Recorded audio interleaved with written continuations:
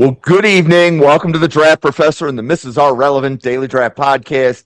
I am joined by two of the OGs, Owen and Newt.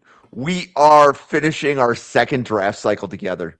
Guys, I was telling you guys backstage, I do a lot of reflection once we finish Epic Mock.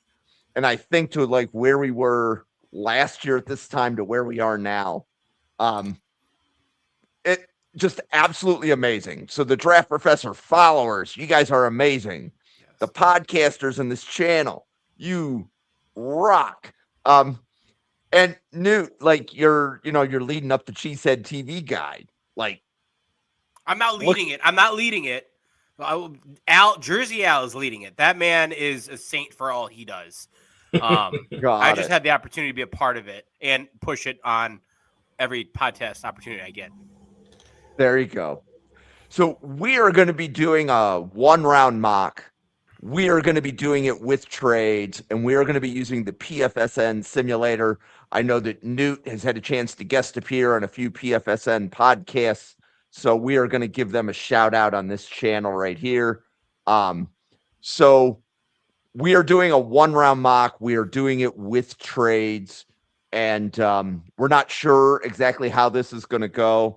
But I think I have all the teams selected. I've got 1 round, and I've never used this simulator like within the last 2 years. So if I misclick a button, not my fault.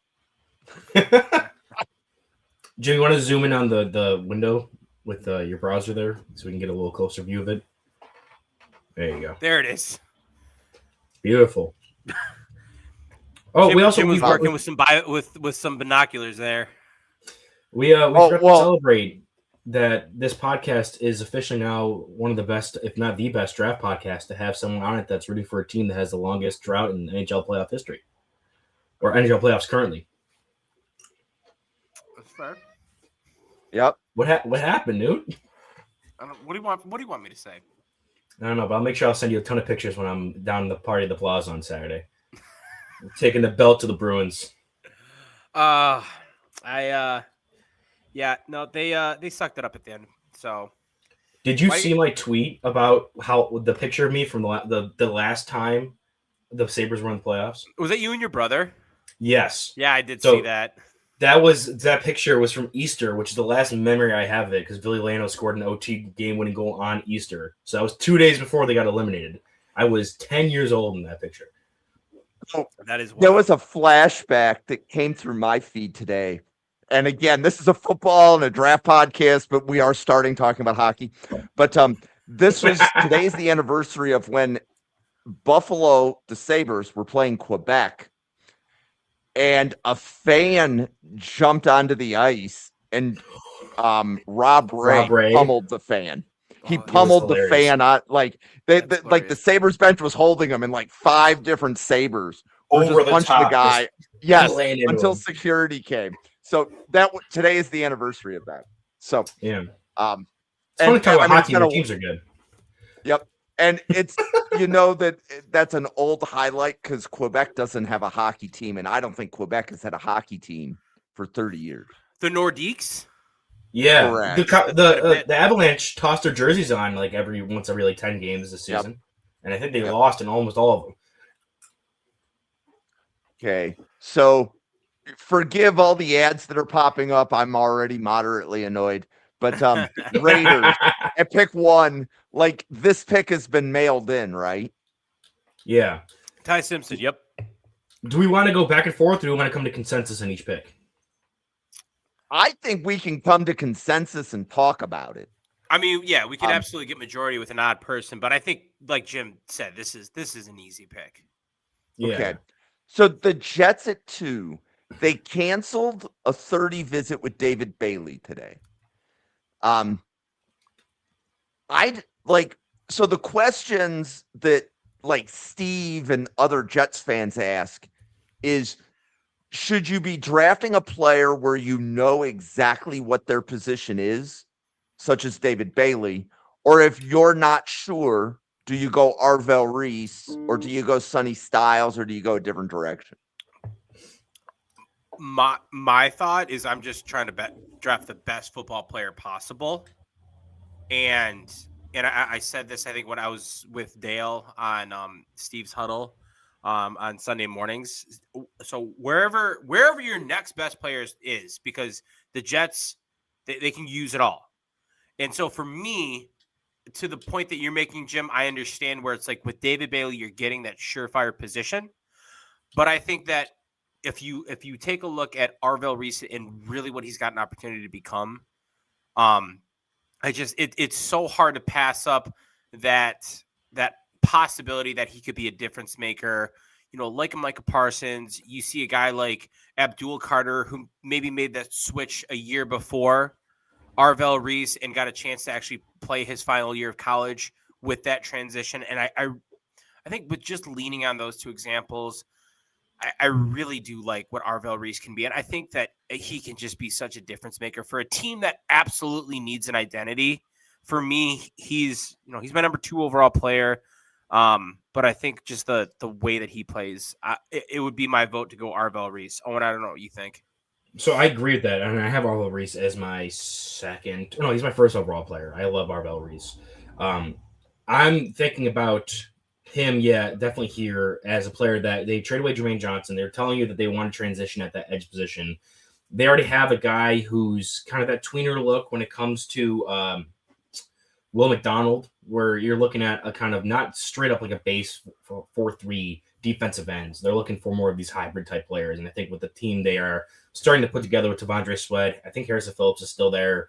A couple of these down linemen they have on the roster, they can run more of these odd man fronts, which I don't know if that was specifically what he ran in Detroit, but I wouldn't be surprised if that's what they end up transitioning to under Aaron Glenn here. I think this is one of 2 players for me. I think it's Arvell Reese or it's Sonny Styles.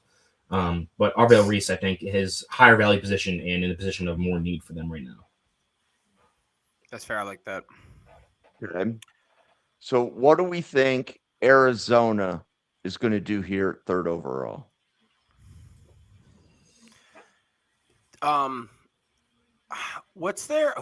Who's their right tackle? Someone bad.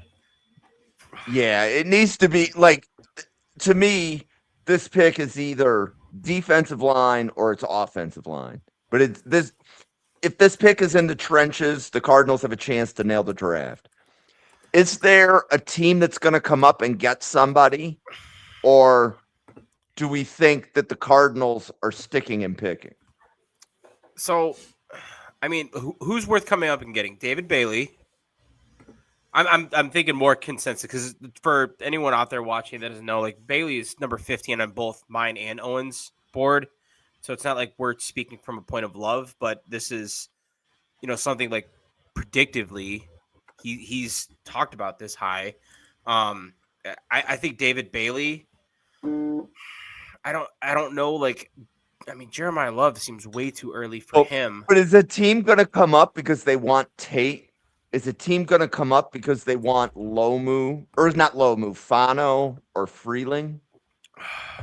But if I guess the way that I would look at it, and Owen, I'll let you kind of speak to that. If Fano or Freeling are that good in the eyes of the NFL, and maybe it's individual team by team, but why wouldn't Arizona just take them right here? Especially if you take a look at CC or Fano, with the need at right tackle. Yeah. Oh, and I don't know. That's what right. Do you think? Yeah, and you guys have Fano graded high enough to take here, right? If I remember this, because we did some dueling 1-round mocks a few weeks ago. You guys have Fano where you could take him at 3, right? I do, and I had it going at 3 to the Cardinals. I see the. What I would do, I think center, right guard, right tackle, they need all 3 of those positions on the offensive line. Fano offers flexibility to all 3 spots, I think. For me, I think being predictive, I think this is CC, because I think they're going to want to go right tackle or right guard. He's kind of gotten that syndrome of just awesome player that we just stopped talking about because it's boring to talk about awesome players.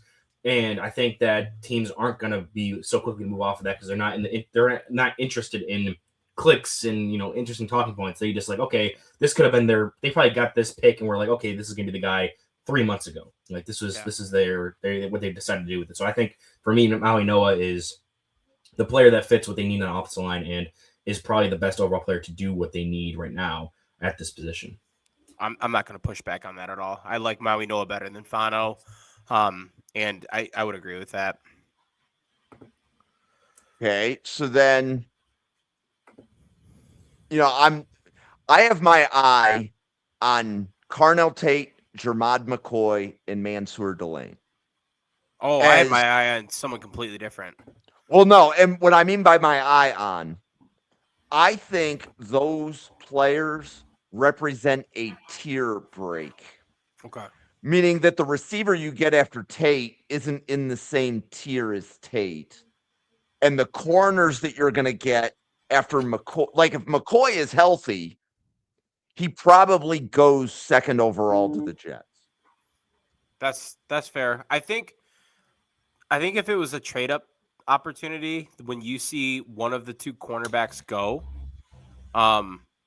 that's gonna maybe like be the linchpin for the other one. That's fair. I've kind of led this with them. What do you think for Tennessee? I'm between two edge players here for me personally, or Sonny Styles. I think Sonny Styles is also an option, but I think the two edge players for me would be Bain and Bailey. I wanted to go Bain, so I just think for what they want, they went and added Jermaine Johnson. They have an interior presence with Jeffrey Simmons, so they want to go more odd front. The Robert Saleh, defense. It would be someone who can be kind of a head up or an outside shade heavy defensive end if they even wanted to go an even front. Now you have two even front D ends. You have some D tackle depth. Yep. And you can always add more in the later in this draft. So I think for me that would be where I would go. It would be Bain, but I think it depends on who they like more and if they're what snag they get held up on more. Is it going to be Bain in his arm length or is it going to be Bailey in the character issues? And run defense to an extent. So do you think corner is a bigger need than edge? Do you think they're even thinking McCoy or Delane here? I think with the fact that they pick so high in the second, and that we only say there's going to be those two guys that are going to go, and they still have investment sunk into, I'm forgetting the corner's name that was on KC that they traded for. Not McDuffie. No, the other one. I know who you're talking about. From Louisiana Tech. Yep. I cannot remember his name right now. But yeah, they traded for him. So I think that might expire this year though, or after this season. But he's still there, and he still has an opportunity to bounce back, and so it's a pressing need if he doesn't bounce back. But I do think that where they're positioned at the top of the second, they could grab Chris Johnson, Brandon Cisse, some of these like next year of corners, and they could be coming to be C2B2 and hope that whoever we're forgetting the name of can be the bounce back guy and be their C1. I'm all on board with Bain. Okay, so Ruben Bain going 4th overall. Okay. So, and again, I'm just going to keep saying, like, the Giants need a corner, and McCoy and Delane are here. I mean, they could go linebacker. They've addressed more linebacker in free agency than they have corner. Who did they get in free agency? Because my initial reaction was Sonny Styles here. But so they got Tremaine Edmonds, and I believe they signed one other linebacker. And Tremaine Edmonds, I just realized 3 weeks ago on the show, is like only 27 years old because he got drafted so incredibly young. Right. And I mean, I'm just going to keep asking the questions, and I'm just going to be that annoying kid in the back of the card that says, "Are we there yet?" You're under no obligation to agree with me. So this is where, not in a predictive, but this is where I'd want Caleb Downs to go if it was. I was just going to say that exact same thing. This I would be like, this is where Caleb Downs should go. I don't think there's any way in hell he goes here in a predictive, just because there's such a devaluation of the safety position, and I think Owen laid it out really well with as you get further from the ball, that the impact is going to change. We have to attack this as in what's the most Ravens type pick they can make here. Because Harbaugh has just gone after his guys from the Ravens, and they always are kind of going with best player available, regardless of fit, or with some leaning towards need. Like, I'm looking at the roster. Is this a Fano pick then? It could be. I can see it. I mean, they need offensive line help. I could see it. Because, I mean, you've got Andrew Thomas on the left side. I don't think – have they figured out the right side yet? It's Jermaine and Luminor right now. I'm not, that doesn't move the needle for me. And even if Fano's got to play guard to start and then move, or like he's got flexibility. I just talked about that on the PFSN football debate club where I think Fano could slide in. Fano would be my pick here probably if it's a predictive one because I think that I think he's worth it. That's and Harbaugh's going to try to do trenches. Like he will select the best player available, but he's going to want to build in the trenches before I can see this being McCoy. Well, they just added this offseason. They added Greg Newsome and they added another corner in free agency they already had Paulson Adebo from last free agency period, and they added Greg Newsome this year. And then they had Andrew Phillips. Corners. Don't they have Andrew Phillips as well? Yeah, they drafted Andrew Phillips a couple years. Okay. Well, yeah, Deontay Banks, real needle mover there. As your fourth corner. So what do you guys think? Like corner. I'll let Owen make the decision. Fano would be my pick, though. Jeremiah Love, Sonny Styles, Spencer Fano. Jeremiah Love was an idea that I was like, think about floating out there, but I think we go for Spencer Fano. I think all right. This is the JC Latham spot we've seen in years past, where players that we don't think that's going to be where they're going with, but like they just take trenches because you need trenches. Speaking of, well, this is the question: is this Monroe Freeling or is this Carnell Tate? Or is somebody trading up to come get Sonny Styles or corner? That's good. Right. So if we look, there's a stretch here where the Chiefs, the Bengals, and the Dolphins and the Cowboys. I was going to say the Cowboys. Cowboys have another first round pick. They've been wanting to trade up for. I can't remember who the name is that keeps floating. If the Cowboys traded up, I think they're trading up for Styles, not a corner. I think the Browns, with the fact that just Fano and Maui went off the board, bang bang, I think they would stick and pick Freeling here if I was them. In my mind, let's go Freeling. Yeah. I think they need so much help along the offensive line. I think, and if Freeling's there, he's best left tackle. I don't know if anyone would argue that he's maybe. There's a couple people probably. I think Clint likes actually Lomu the best, doesn't he? I like Lomu better. Ooh, I didn't. All right, well, it was okay for Clint, but for you, not sure about that. Okay, Commanders at 7. Can we make a trade? Well, yeah, and this is like one of the most obvious trade backs. Who's coming up for who? Because Dallas. Well, no, Dallas isn't trading with the Commanders. Oh, yeah. They're in the same division. That's not going to happen. I would be shocked if Dallas traded up with Washington. I've seen the Vikings and Lions make draft. We've seen some divisional trades in recent draft history. Actually, I think Packers for Christian Watson made a trade with the Vikings. Didn't the Browns didn't the Bears trade with the Vikings to move up for Justin Fields in that draft class? Wasn't that the team I think but that was Justin Fields. Yeah. Well, who would the player be? Who is Dallas targeting, and why is it David Bailey? And you're saying Bailey. I would be thinking. I think Dallas needs defensive backs and linebackers. I think more than it needs an edge. But I think with the board here, Dallas could be like, we could trade up with Kansas City. Like if Dallas is looking at McCoy, Delane, and Styles, they could say it's not worth it to trade up to here because one of those three will be at 9. Well, I think also who are the Saints going to draft that Dallas is afraid they're going to take? Sonny Styles.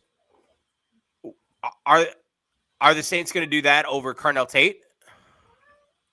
According to Drew, yes. Like Drew is all, but Drew as Denzel Boston as wide receiver 1, so he doesn't see the need to take Carnell Tate here. Okay. I also think that maybe like they have Olave, they have other pieces, and this wide receiver class is good enough that I think they'll value a guy that high not as much. They'll probably want to go for more of a limited resource. And like linebacker is one of the most limited resources in this class, especially Sonny Styles. Oh, if it's once again, what's up, Andy? if it's not going to be the Dallas, like we can toss the Dallas trade out. I'm totally good with that. But like then in Washington trade back makes a ton of sense. But like who? And I don't know that Carnell Tate is the receiver for the Rams. So, like, Anthony, you've put that in the chat twice. Like, I don't know what you guys think, but like Omar Cooper to me feels like a better scheme fit for the Rams than Tate.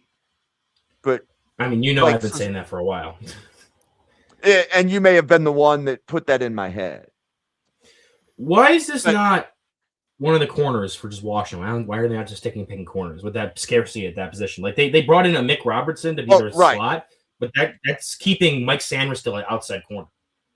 Yeah, you want Sanders still to be in. I could see Miami. Does Miami think that a corner is going to get to 11? Oof. Right, because Miami has the capital to come up. Miami needs a cornerback really bad, but they need that a lot third on the round defense. pick? What's the value chart here between 7 and 11? Here, I can pull it up. I'll pull it up really quick. While he pulls it up, what corner speaks to Miami more? I think it'd be Delane, would it not be? With Hafley, I think it'd be Delane. All right, yeah, I forgot. Packers expert over here. Expert's a strong word. It's a difference of less than 70 on the value chart, and 70 is just shy of pick 75. So the Dolphins have picked 75. So if the Dolphins sent 11 and 75, that's really close to the value chart. Yeah, I was watching. I'd take it. Yes, and that's what I mean. The Commanders don't have a lot of capital. Yeah. I think that's a good trade to make. I think Miami might have to just move a little bit more. Like, what else do they have? They could do like a pick swap and like give one of the fifths or give one their fourth to the fifth or something like that. But Jim, I agree with that. I think if Miami were to flip their fifth to a six, like Owen just said, but we don't have to. I mean, what would that? Miami's 151 to like. I don't know. So you're saying throw in 151 and then like something like this? Yeah. Is that 157? Or what was that? I can barely see. It's 1175 and 151 for 7 and 187. And I mean, I can flip it to like 209 or 223. I think 187 is good. I like that. So Washington moves up a half a round in middle of day 3, and they gain a third round pick to move back 4 spots. Yep. Yeah, I like that. So Anthony in the chat, I know he's a Dolphins fan. He's saying that the Dolphins GM said they're more likely to trade down than trade up. I mean, like everyone is saying that. I think picks 4 through 10 have been rumored about being wanting to trade down. Yep. To the point where I think it's going to make it that the price is going to be cheaper to move up than anything if you have a guy you like. And he's saying here that he thinks that they'll covet McCoy over Delane. I could see if they were planning on maybe just kind of tanking this year, banking on the future. But I think stylistically, from what they've showed they've wanted to bring in, like what does Delane not offer for them? Yeah, and I think it's like Newt, from a Packers measurement standpoint, Delane is slightly undersized, right? Yes. So 5'10" and a half is the mark from like the Ron Wolf tree. Correct me if I'm wrong, but I'm sure I'm pretty sure Delane is fine there. Here, I gotta pull it up real quick. I mean, we're spending a lot of time on this, but I think this is a good conversation. No, Delane is. They're both thinner. They're both sub 190. When you take a look at Delane, he runs with really good speed. I like the fit of him in the Hafley system because it lets Hafley be more aggressive. And when you got a guy like Delane, you got a guy that can just be a bully in man coverage, where I think with McCoy, you're getting a phenomenal athlete, and that's what might speak to the Sullivan part of it.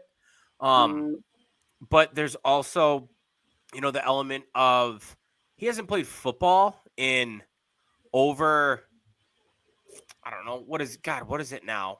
Like 20 months? Well, not that long, but still, I think if it were me and like looking at the Hafley defense, I would think Mansour Delane personally.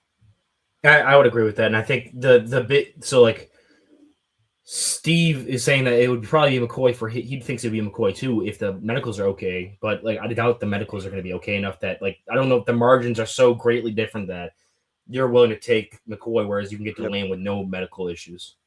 Yeah. Yep. So we're gonna do the trade, and then we're taking Delane. Yeah, that's what I would do. Yeah. Yep. And just for the record, Miami is starting Storm Duck at corner. And the reason we're doing the trade is we don't think one of the top two corners was going to make it to 11. No. Well, because one of them might have gone to Washington, and you have to dodge the other three teams that need corner taking one here. Yep.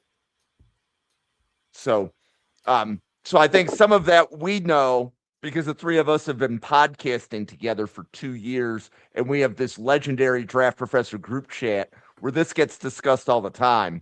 But if it hasn't been said on this podcast, and that's the first time somebody's ever heard us, they don't know why we did that. But we don't think so McCoy is probably coming off the board before pick 11. That's the reason that Miami would have moved up. What do we think the Saints are doing at 8? Sonny Styles, Carnell Tate, Jermod McCoy. You guys said you want to go Styles here? Well, I mean, Drew would love Styles, but just because that's what a draft professor would like, is that what we think the Saints would do? This could also be McCoy. They have Isaac Adams starting at corner right now. I actually like the linebackers a bit. I know, like, P. Warner's still there.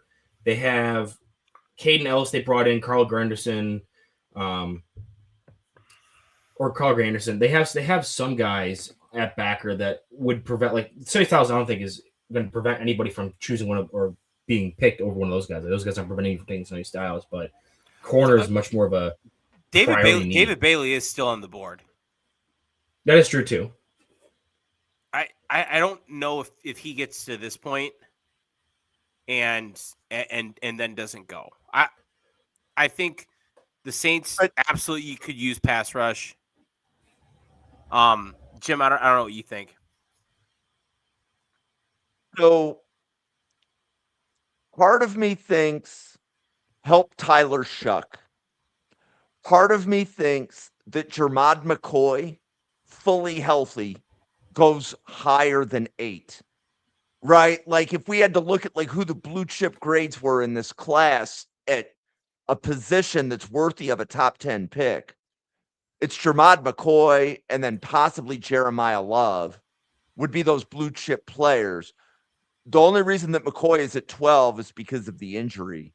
But McCoy, if medicals check, he's not staying on the boards too much longer. He's either going at 8 or he's going at 9.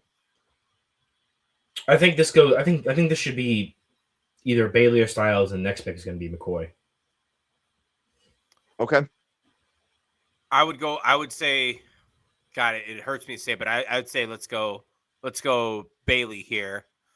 And then if McCoy's on the board for Chiefs are taking him. Chiefs. That's such a quick and easy conversation. Oh yeah, and that would really help that Spags defense. Oh my gosh! And I don't want, as a Bills fan, I don't like the McCoy to Kansas City pick. I would just state that for the record. Is this then?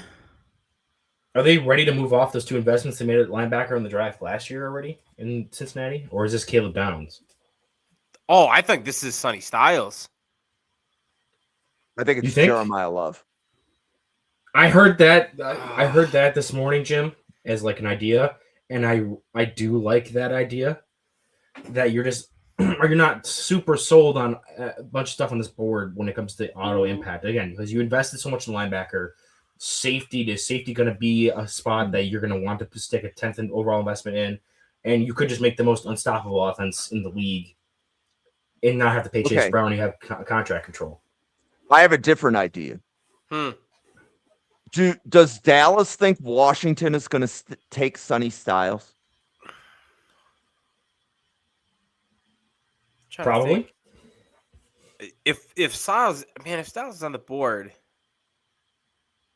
I think they would jump them. Who else would Washington take? So Dallas can definitely move up here to get Styles.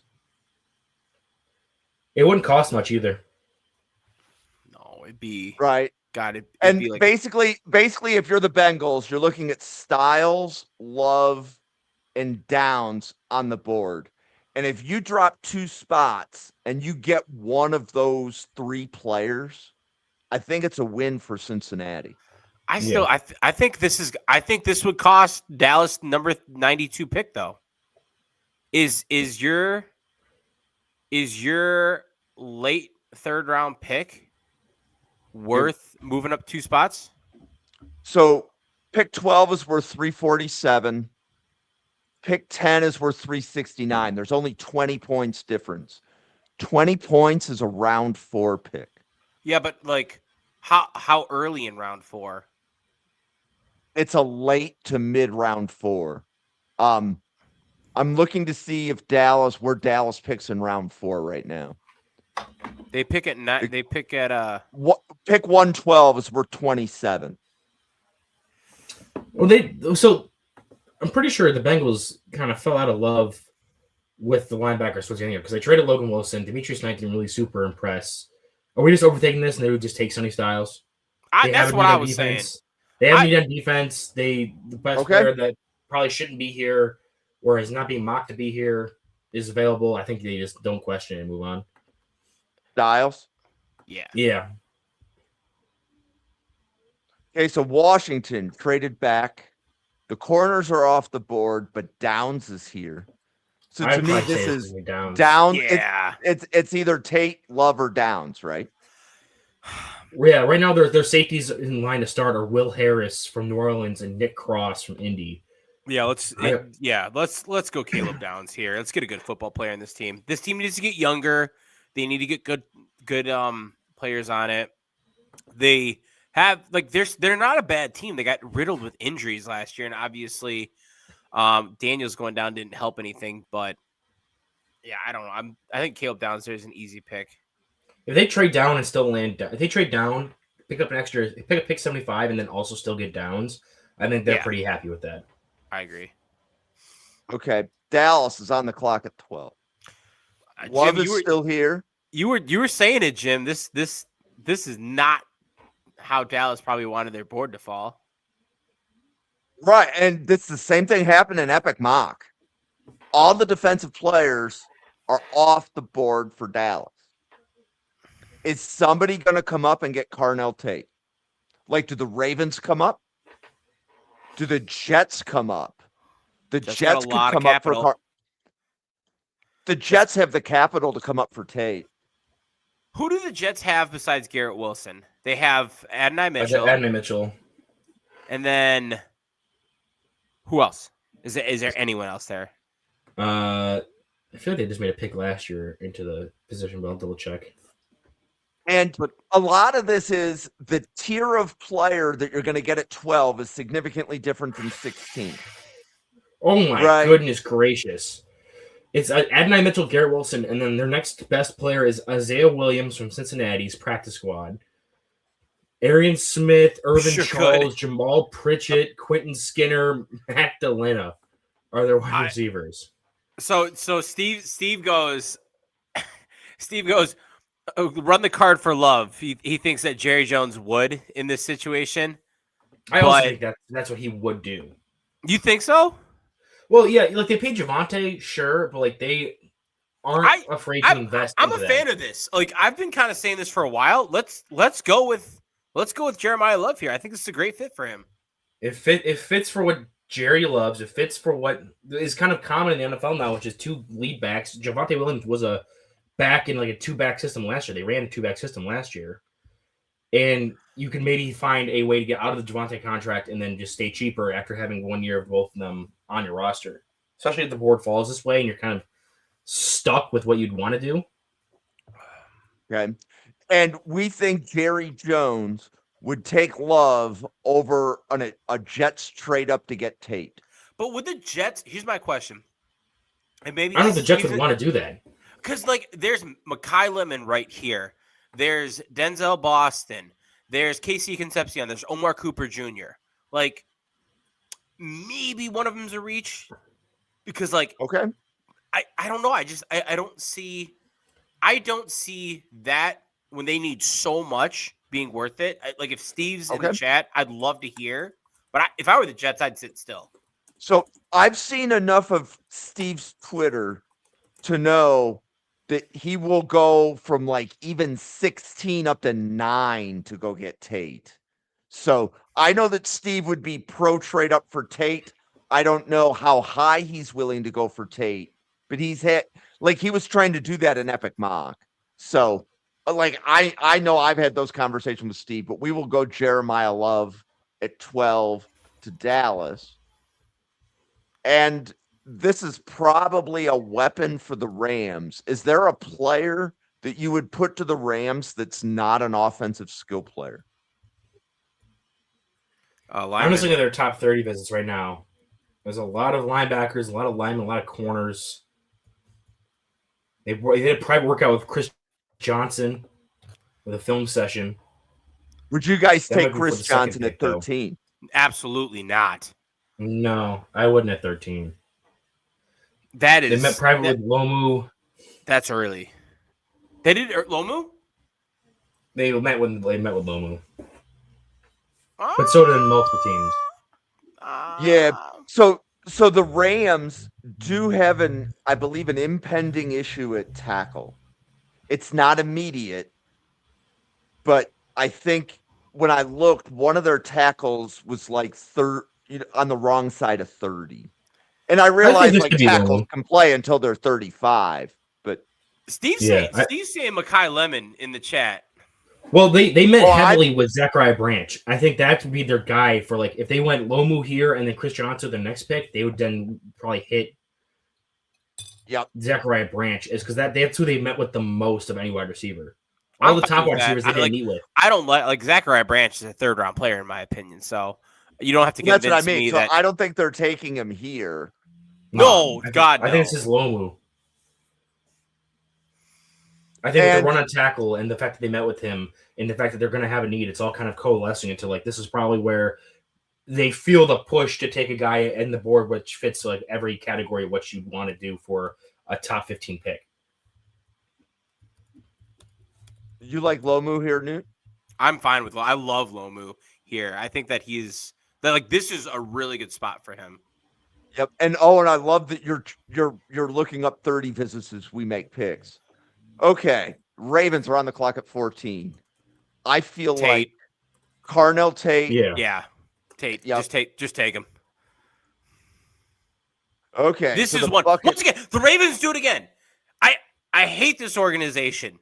Every freaking year, I like pick up the dollar bills, lay it on the floor, and they're like, "We're better than you." I don't even know how we did that.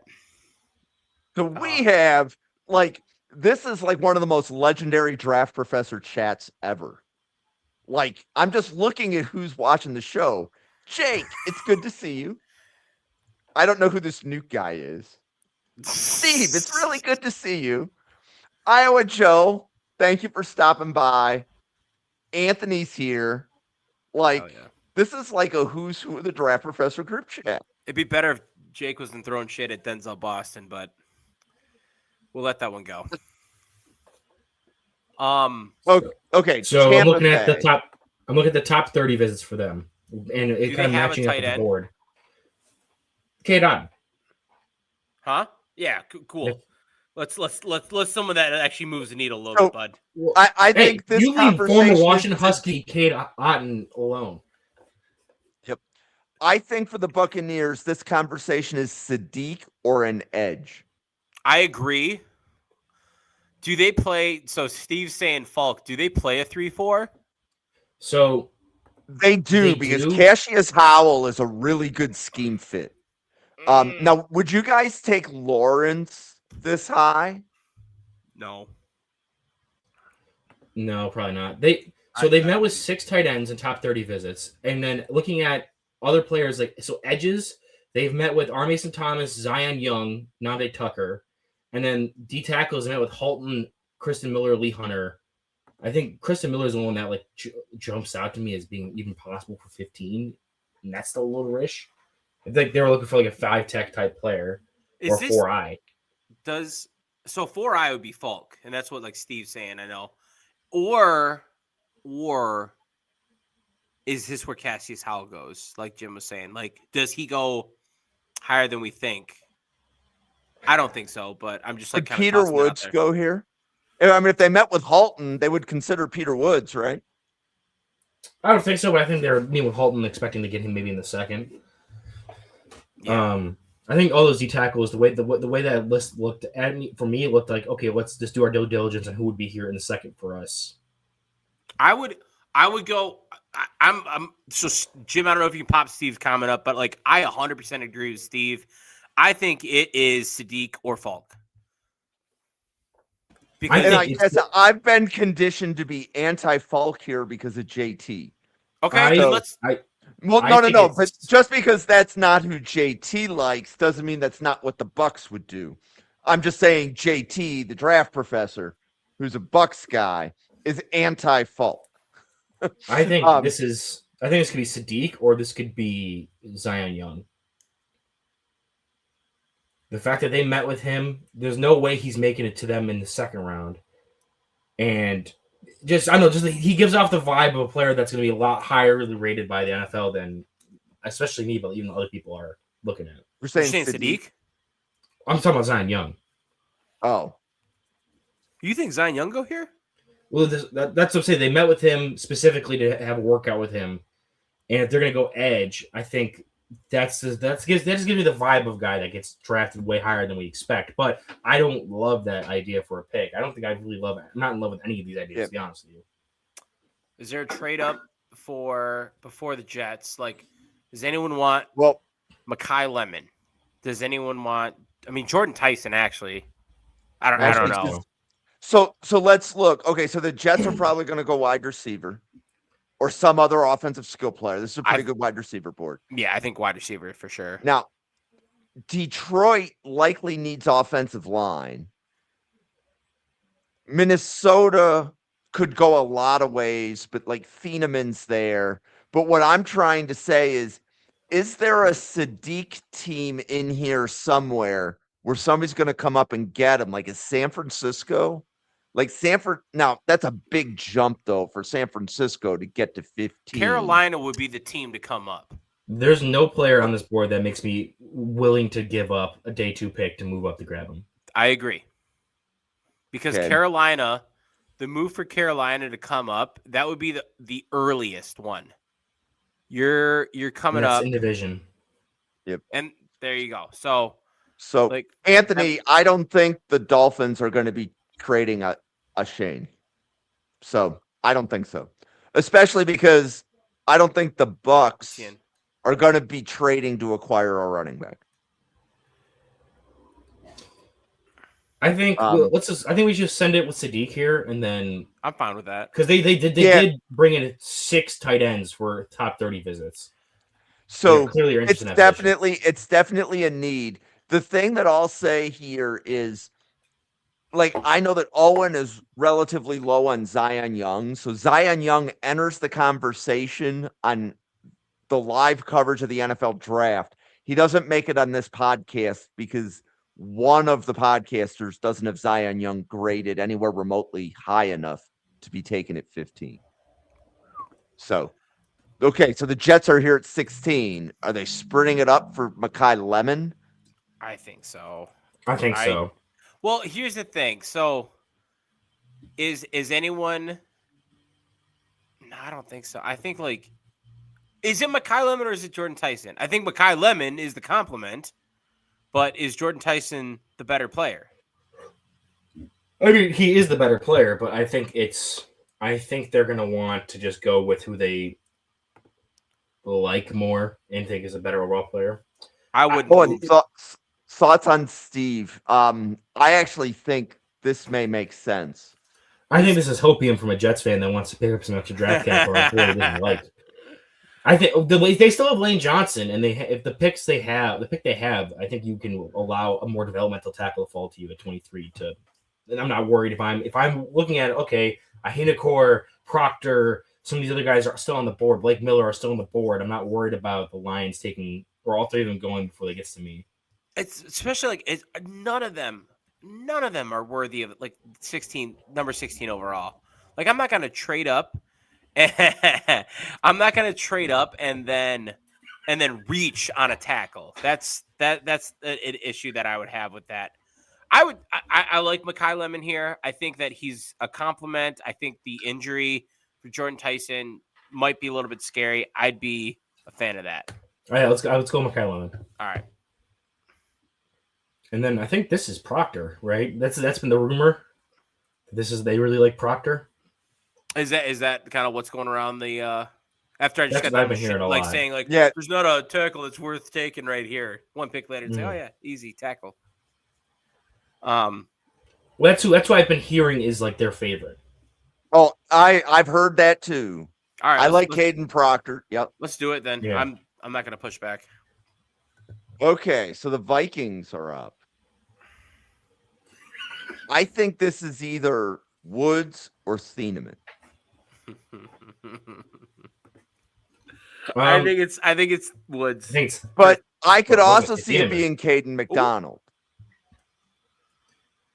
I think it's Thieneman. Like they've been like when we originally had Downs falling down to a point, or the Vikings picking high enough that they could have got Downs. That was the intermediate pick. Thieneman is another player in a position that is going to be kind of hot or cold with who you like, and Woods has been kind of falling out of favor. To go Thieneman? I'm fine. Panthers. Ooh. Wide receiver 3 years in a row with the top pick. I mean, if they did that, their GM should get fired. I like every Panthers person that's come on and does mocks loves taking a wide receiver on day 1 or day 2. But that's like the same thing with the Chiefs. Like, how many people have mocked a wide receiver to the Chiefs if Delane and McCoy are gone? And it's like, bro, you just took. And now, granted, Rashid Rice was a 2nd-round pick, but like Xavier Worthy and Rashid Rice. They've taken in top 30 visits on Omar Cooper Jr. and Casey Concepcion. Oh, the Panthers have. They have Vikings or the Panthers. So and Owen, I know that you like Omar Cooper Jr. Like you like him even higher than this. Cooper Jr. would be a really good fit. Like if you've got Tetsuo McMillan, and then you've got Xavier Legette. Like those are 2 big guys. Like there's a really good compliment of Cooper Jr. there. Then does Legette become their new tight end since they didn't get Sadiq in this? I think I would go Omar Cooper Jr. here for the pick, just because I think they've shown interest in the position and they've brought guys in that are in this range for that position. Like they also brought in Basantis for top 30, but I'm fine with that. I'm fine with that. Yeah. Yeah. Then Dallas is this Peter Woods? I don't think Dallas needs interior. I think Dallas needs edge or DB. Kenny Clark is not a young man anymore. Can I remind people of that? They have Quinn Williams. But you need 2 players. But look at their edge room. Their edge room needs a guy, and they don't pick again till round 3. Donovan Izaraku and a bunch of dust. So okay, here's the question then. Is it Zion Young? Is it TJ Parker? I don't know if Keldrick Falk's a really good fit here. Let's see what their top 30 say. I think Falk is a reasonable fit because he plays the run, and that was why they traded Micah Parsons. But and I'm glad that made you laugh. Oh, I'm glad that made you laugh. Oh my god. The only edge that I'm seeing, they brought in David Bailey for top 30. He's gone. Cassius Howell came in for top 30, and those are the only guys like. And then the next closest is like Romello Height. Is Cassius Howell the pick then? I kind of like that. If they brought in Cassius Howell, it'd be we just got done talking about how they emphasize run defending, and then they bring in a guy who's an absolute non-factor in the run defense as an edge rusher. It'd be hilarious. Running back, we go from Keldrick Falk to Cassius Howell. Like, could players be any more opposite? I mean, if you want, in my opinion, if you want the best of both worlds, I think that TJ Parker would be the pick. Now, I don't know, like, where he would fall on a lot of others, but if you know, they brought Cassius Howell for a top 30, I think that would make like here's the thing, if they brought him in, when are you expecting to get him if not at pick 20? It would be a trade back scenario. Now, is this board like, is somebody coming up to, for example, is somebody going to try to jump the Chargers for Ioane or McDonald? We have to talk about, is someone going to jump the Steelers for Ioane? I don't think anyone would for a guard. Would the Chargers, then is somebody going to jump the Steelers though? Or would somebody be jumping Buffalo for Casey Concepcion? No, because Jordan Tyson's still on the board. I don't think that would matter. I don't think if you got those two guys, I'm not. You're saying if both of them are on the board, don't trade up to get one because they're both there. That's what I'm saying. Yeah. Yeah. I'm serious about exploring this like Chargers trade. Actually, I think they're going to stick here and take Falk personally because I think Chargers they're going to want to go. No, the Dallas Cowboys. I think they're going to take Falk and boost the edge room. They probably brought in Howell to see probably get a better read on him, measurements themselves, stuff like that. But they've definitely shown interest in edge. It's just going to be whether or not they get one early on, which with David Bailey, or are they just going to take the best available? They might not have had any questions about Falk, which is why they haven't brought him in for top 30, which I think like even I saw like the highest frequency of top 30 picks drafted by a team for the past 5 years was like 10%. Like, it doesn't always have to be a top 30 player that gets drafted. So do we like Falk here at pick 20 to Dallas? I think it goes Falk, then receiver, then Ioane.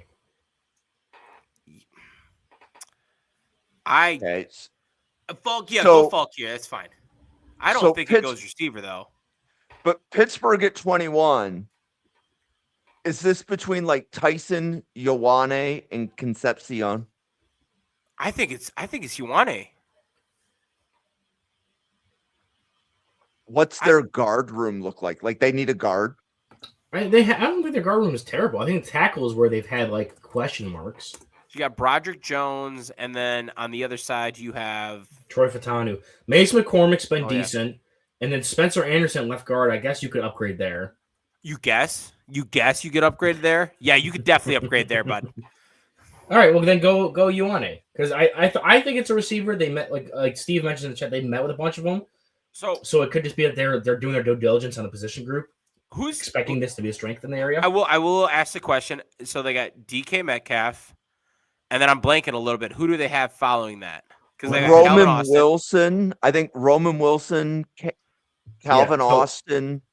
It's Michael Pittman, Roman Wilson, Calvin Austin. Pittman. Or Calvin Austin left, I think it's Roman Wilson as their slot. But Roman Wilson isn't going to prevent me from taking KC Concepcion. He's not, but Ioane would. I think we just go Ioane. I think the Steelers do tend to draft guys, and you got to think about also who's drafting now. Mike McCarthy's there. He didn't take a receiver in the first round the entire time he was with the Packers, or damn near. I think he might be having some pull on going with trenches and trying to just establish that first. Okay. Ioane, welcome to Pittsburgh. Chargers on the clock at 22. Is this Peter Woods? Is it Woods or is it McDonald? It could be Woods. It could be McDonald. I could see TJ Parker being a good pick here as well. Could it be Kristen Miller? I like Kristen Miller here as well. I'm going to put my foot down. Hold the phone really quick. Can we can we stop being silly with this? Like Peter Woods. He is my 6th overall player, Newt. I understand that, and I think it's a lot of smoke. Like Caden McDonald, we've kind of like went full circle with like the Ohio State defensive tackle. Who am I talking about? Tyreek Williams. Tyreek Williams. Like we went full circle with the Caden McDonald, Tyreek Williams, where it's like, is he great? Yes, but like he gives you practically nothing as a pass rusher. Am I cool with him? Like at the end of the first round, yes, if that need fits. But like I think Peter Woods here, when you're taking a look at this guy, what he can do and how he can change the game, I think it's smoke and mirrors. I think Peter Woods is like a DT1 for sure. I'll step back. I'll let that be the pick. I think it'll be between him and Kristen Miller probably, but I think that'll probably be better. Yeah, and again, because we're doing this half predictive, but half what are our evals on the player. And Newt has Peter Woods as a top 10 player, so there's no way Peter Woods should be dropping this far in the world of Newt Weston, right? In my opinion, correct. Well, he'd be way long gone if this was what I would do mock. Who was 3rd overall for you was last in our we would do mocks, right, Newt? Oh yeah, I took him to Arizona and I pissed a lot of people off with that. Oh yeah, when I posted that, the Arizona fans didn't like Peter Woods going 3rd overall. But, they didn't like me. I'm something, any engagement is good engagement. Got that right. Right? Like, even if we make a pick that nobody likes, if they're telling us, that's engagement, right? Is this Jordan Tyson? I was going to say, is this Kristen Miller? Moro Jomo's on the last year of his contract. I think Jordan Davis is on the last year of his contract. Who's... Oh, no, he got extended. Jordan Davis got extended. So, Dontavian Wicks, Devontae Smith. Who did they get from Washington? I'm blanking. Jahan Dotson. No, Dotson went to Atlanta. Okay, so you've got Dontavian Wicks and Devonta Smith and A.J. Brown, who's more likely than not on his way out. You have Jalen Carter is on the 4th year of his deal, which means you can take a 5th-year option and have him for next season as well. You have him down under contract for 2 more seasons. They extended Jordan Davis. Moro Jomo is out of a contract after this season. He's our other starting down lineman. And I'm thinking Chris Miller, Georgia. I like those connections. I agree with the receiver, but I mean, unless AJ Brown's off the roster by this point, are they still trying to work with him? Are they planning on cutting AJ Brown after the 1st of June? They could. How about Ihinature or Hood? I like Ihinature for this. Lane Johnson's old. Ihinature is a guy that needs some time to season, and if you have a guy like Lane Johnson in front of him. All right, I accept this. Okay, Cleveland's back up. Tyson or Concepcion? I think it's gotta be Tyson. Yeah, I'm totally fine with that. I've been pounding the table for him for a little bit now.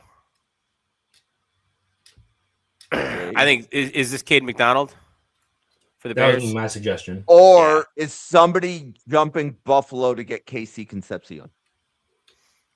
Does San Francisco trade up one spot to go get Concepcion? Why would they do that? San Francisco needs a wide receiver. They need playmakers on offense. From what the multiple people that have done 49ers mocks on Draft Professor podcasts, they're going playmaker in either round 1 or round 2. Man, they need... I'm trying to think. So... I mean, but the 49ers also need offensive tackle. That's the tackle is what I'm looking at. They could go a couple of other ways. But again, I'm asking... They didn't meet with KC Concepcion. They did or did not? They did. The Niners? Yeah. Yep. And they can move up here for a 4th-round pick, and the 49ers have 4 4th-round picks. I'd say do that. I think that's a serviceable enough idea. And then, because the Bears, they met with Caden McDonald top 30, but they've also met with a couple other guys that was like Zion Young, that could be realistic options here.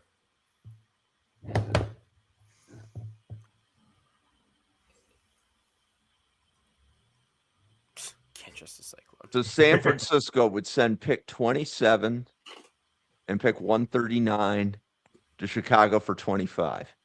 And Steve, that's not the Niners style. Didn't they trade up for both Pearsall and Ayuk? I don't think they traded up for Pearsall. Did they not? I thought they traded one pickup. Yeah. I think was that the Leggett trade? Well, no, the Leggett trade was with Buffalo.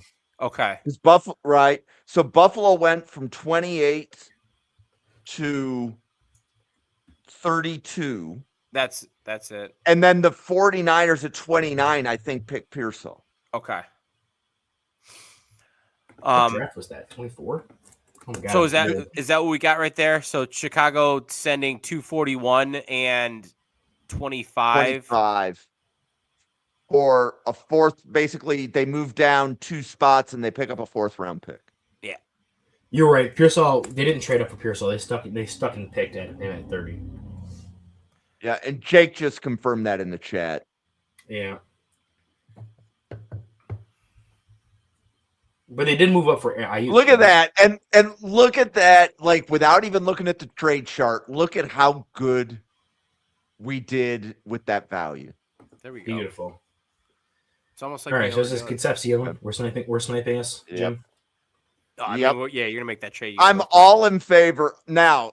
So then the next question is: are the Bears going defensive tackle, and is somebody going to come up and snipe the Bears for a defensive tackle? Like, is Houston going to come up for Kristen Miller? I mean, I think that would be foolish because I think if you're the Miller Bills, and McDonald. Yeah, if you're the Bills, you're making a trade down, basically saying we don't want either of McDonald or Miller because they're both going to go these next 2 picks. I think you just stick and take one of the 2 of them instead of making a trade down for 2 spots to lose out on both of them. I just would have started, if I'm Brandon Beane in this case, I'm just stockpiling picks. Yeah, and I don't think there's anybody really here that would warrant a trade up from the second. Like, unless the Cardinals want to make that same Blake Miller trade we made an epic mock. I don't know. It's understandable, but at the same time, I think with the fact that they went Maui Noah at 3, probably not. I think the Bills just take Miller and then the Bears go McDonald. Okay. You like that, Newt? I'm fine with that. I mean, I'm going to totally let you guys make the Bills pick. I'm not going to step in there. Okay, so we have a short run on defensive tackles. So Houston's up at 28. And I think their defensive tackles just went off the board. I know Brandon's in this chat here. I wonder what he feels about how he was telling us to trade up. I think he was saying to trade up for Woods. For Peter Woods, yeah. So where were you, Brandon? Right here. Yeah. So, okay, so Woods, Miller, McDonald are off the board. This is kind of reflection of last year's class. Like the way that this is the run where it was Tyreek Williams and it was Derek Harmon at the back end of the first. There was some there were players on the board at positions we were like they probably should go right, and they ended up go last into the second round, like that we've always kind of mocked out in the first with Mesidor, Miller, Young. But I don't really know where the landing spots those guys are. Thank you, Steve. This isn't. So who's high on the board? So Texans top 30 visits: Malachi Lawrence, Colton Hood, Denzel Boston, Chase Basantis, Zion Young. Colton Hood here would make a lot of sense because Hood's not going to last too much further based on who's picking at the top of round 2. Hood might not last. I mean, I could see the Dolphins. I'm not saying that they would, but I could see the Dolphins double dipping at cornerback, just given how dire their need is there. But I think this is Hood or Basantis. I think this is one of the 2 of them because they also met with Pregnon and they They met with some other interior guys. Well, if they met with Pregnon, why not go with Pregnon? Well, but the other thing is that Houston's picking in like 8 more picks. I don't think they would go interior offensive line here with the depth of the class. Go for a position that's scarcer, which would be corner with Colton Hood. Really? Cornerback when you got Brandon Cisse, Colton Hood, Chris Johnson, all on the board right now? To me, if I'm looking at it, man, I just want to trade down. I think this is Colton Hood because they've shown interest in him and they want to continue to stockpile in that back end. You paid Stingley. You're not gonna be able to pay both Stingley and Lassiter. You might as well get ahead of it with contract control, and you have you're gonna run more than 2 corners a season. All right, I am fine with this. And then we got who? The Chiefs went McCoy earlier. Yeah. Akeem Mesidor. Blake Miller. Going with all the injured players. Yep. I would hate that. Zion Young would be good. I think we've been talking about him a ton. Where I actually do really like that. PJ Parker. Zion Young fits Kansas City taking edge rushers that don't have a ton of upside in the first round. I like TJ Parker better than Zion Young. But it sounds like Young is a little bit more of the popular pick. Owen, would you agree? Yeah, I think they met with a ton of edges. They met with neither of those guys, but I think edge is definitely going to be the pick here. I think Young is the popular name that's been kind of floated around as being a for sure. What other edges have we been haven't checked? Ruben Bain, David Bailey, guys who aren't here anymore. Okay. We haven't looked at the draft invite list. What players got invited to the draft that we haven't picked yet. Are you looking that up now, or were you asking me to look it up? Well, no, I'm pulling it up right now. So I bet TJ Parker. Hold on. So 16. Only 16. What? Oh, man. I'm going to guess TJ Parker's on that list. Maybe I'm It's not. David Bailey, Ruben Bain, Mansour Delane, Caleb Downs, Keldrick Falk, Colton Hood, Makai Lemon, Jeremiah Love, CeCe Noah, Caden McDonald, Caden Proctor, Arvell Reese, Ty Simpson, Sonny Styles, Carnell Tate, and Jordan Tyson. The only player we haven't taken yet is Ty Simpson. Somebody trading up to get Ty Simpson from the Chiefs. I wouldn't. I think this is Zion Young. I think we go Zion Young. Okay. Yeah, I mean, just because he's going to be at the draft doesn't mean he's going to get drafted. There's always one person who sticks in the green room afterwards. Yep. Yeah, maybe Ty Simpson should go to Miami. They've committed to wanting to try to win with Malik Willis or make him work as their quarterback with the contract they gave him and everything they've said so far leading up to the process. Plus, so I'm trying to look. I mean, this is. I would love for them to grab a Denzel Boston or someone here to give some options to Malik Willis as well. I like the Denzel Boston idea. Let's see. I mean, over Chris Bell. God, who else? Jeremy Bernard, Elijah Surratt.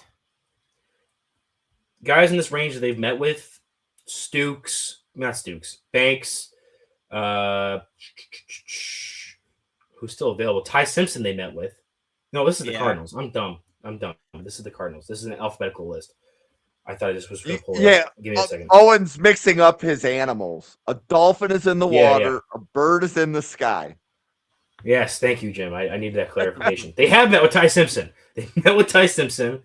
Zion Young is gone. Emmanuel McNeil Warren they've met with. Denzel Boston they met with.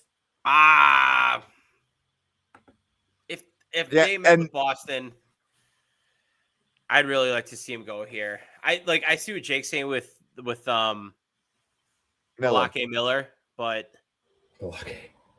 I think Boston. I like that Balake. I go Boston. Yeah, that joke's in a new Western original.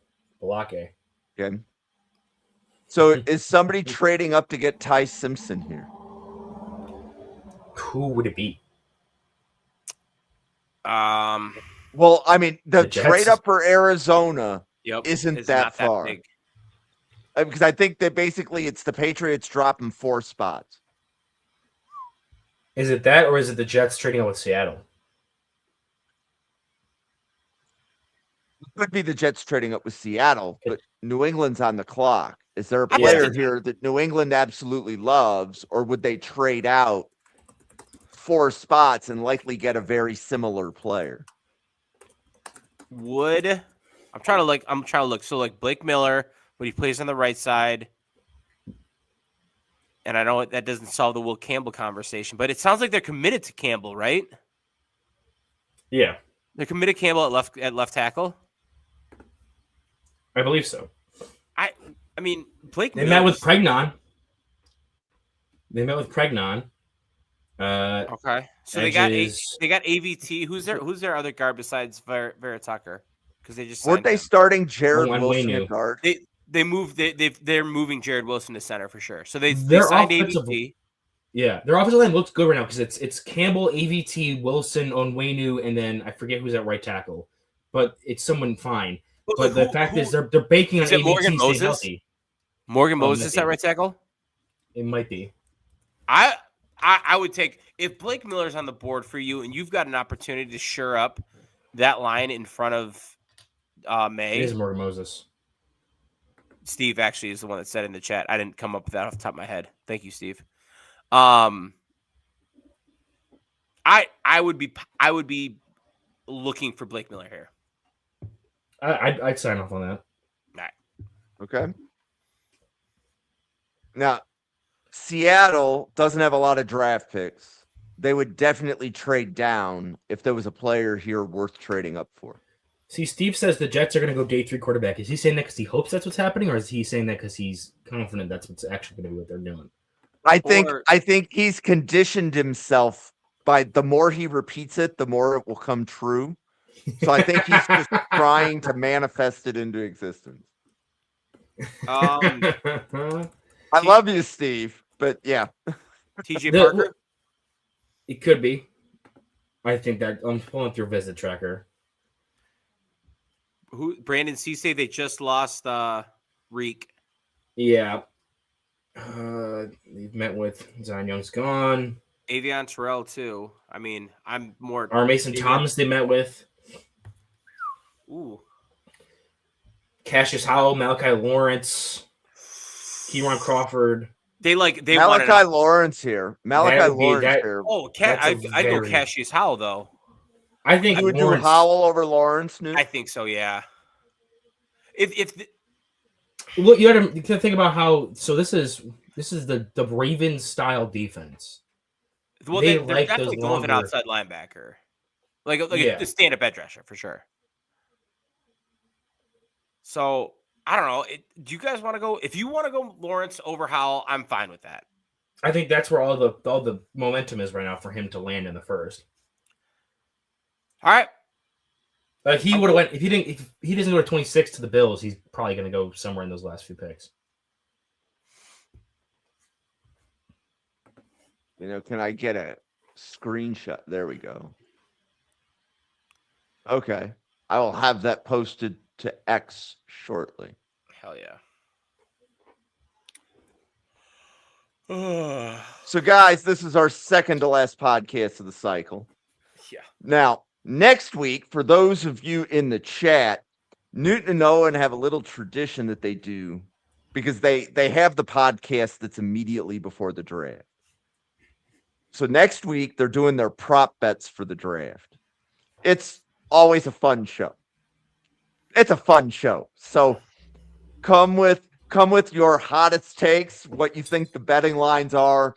We will be inventing betting lines on the podcast next week. It's a lot of fun. I'm pretty sure the last proper episode there was a jersey put on the line. So no, that was the wide receiver ranking. Oh, it was just the wide receiver one. All right. Well, yeah. What are we wagering? I'll take the beard. You don't need it for the playoffs. I do. I need to add on. The wager is the winner or the loser buys the winner the jersey of their player. I mean for the prop bets episode.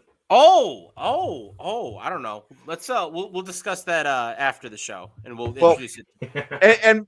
And Newt, you do need to plant your flag and gloat a little bit, because we did a prop bets episode for the combine, and you may have nailed a pick or two. So you nailed, it was Deion Burks, right? I picked Deion Burks. No, he picked Deion Burks. Okay, so Owen picked Deion Burks, but Newt, which one? Stowers. That was Eli Stowers was the one that I nailed. Who won that? The props for the combine? I don't even remember. I don't know. You had a tracker. I didn't go back and look at it. I just the minute that Eli Stowers hit the 45 inch vert, that was the only thing I cared about at that point. Yep. He was the best part of the combine, and I called it. Well, right, but Newt, the amount of right, because you did enough research to know that he was like a high jump champion in high school, right? So there was a little bit of research that was going into that take. But anyway, so the prop bets episode for the NFL draft, it'll be Wednesday. The NFL draft is Thursday next week. So it's a lot of fun with Owen and Newt with the couple shows right before the draft. And like you guys, the three of us, we've been with Draft Professor since we started it. So I love having this show the day right before the draft. You guys absolutely rock. So Newt, do you want to let everybody know about all of the podcasts you do for Cheesehead TV and everything else that you do? Yeah, no, absolutely. You can truth be told, you can find me more so just on my Twitter handle at NFL Draft _Weston. I put content out for ZeroTechDraft.com, Cheesehead TV, as Jim mentioned, here on Wednesdays, and the Cheesehead TV Draft Guide, which I have a hard copy of right here. If you haven't checked it out and you're a Packer fan, check this out. It is a phenomenal work of art, which Owen and myself were contributors for. So that's what I'll leave it off with. I'm incredibly jealous you have a physical copy of that. That is awesome. I'm. It was like one of the things I was looking forward to was getting that thing printed. So did you print that, or did you have to order it and they shipped it to you? No, so Cheesehead TV, if anyone's out there curious, they do sell it, but it is just a digital copy. So if you wanted a hard copy, there are probably less than a dozen hard copies out there, if not less than just the one that is in my hands. I might be the only weirdo out there with a hard copy of this. But no, it's a digital format. You'd have to print it yourself if you want.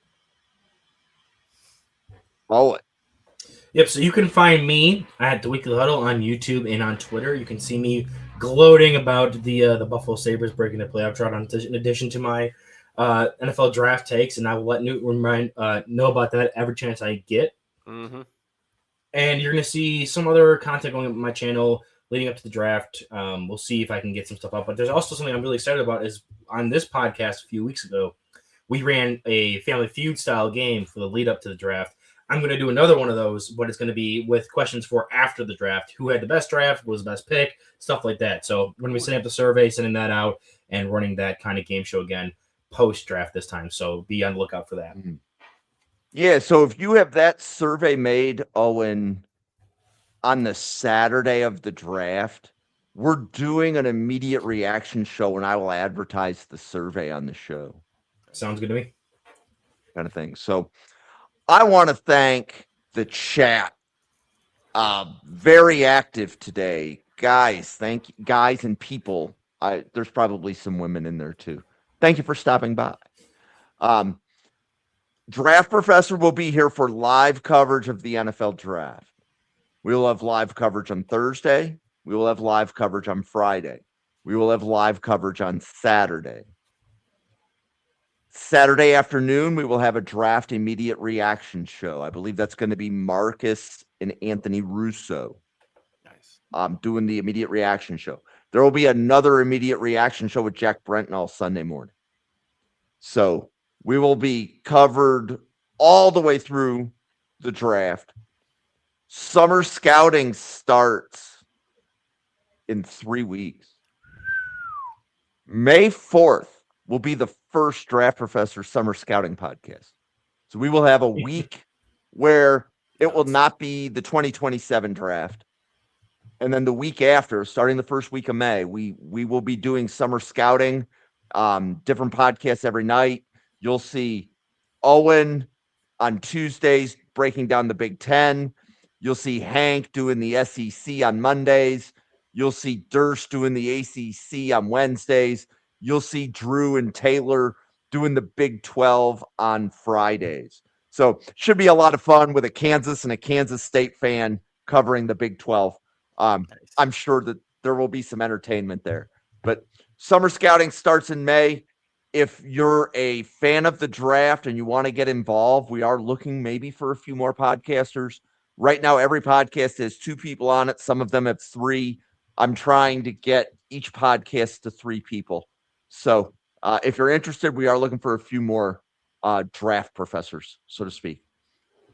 For Newt, Owen, myself, the 90 podcasters at the Draft Professor, thank you so much for tuning in. Enjoy your Wednesday night. We will see you on a podcast again tomorrow night where we have 7 people doing Draft a Team. Thank you, everybody.